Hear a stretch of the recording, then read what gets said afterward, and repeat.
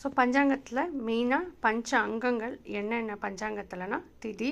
So திதி வந்து 30 decrease சூரியன் மூவ் ஆகும்போது ஒவ்வொரு நாளைக்கும் ஒவ்வொரு திதி.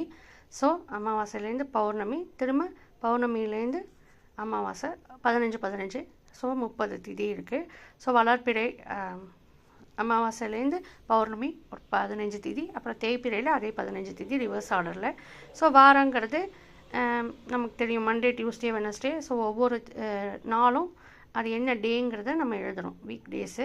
நட்சத்திரம்னா என்னன்னு நம்ம பார்த்தோம், சந்திரன் எங்கே இருக்கார் என்ன அப்படின்னு. ஸோ யோகம் வந்து நம்ம ராகு கேது பார்க்குறப்போ நம்ம வந்து சந்திரன் வந்து பூமியை சுற்றி வரார், பூமி வந்து சூரியனை சுற்றி வர்றது.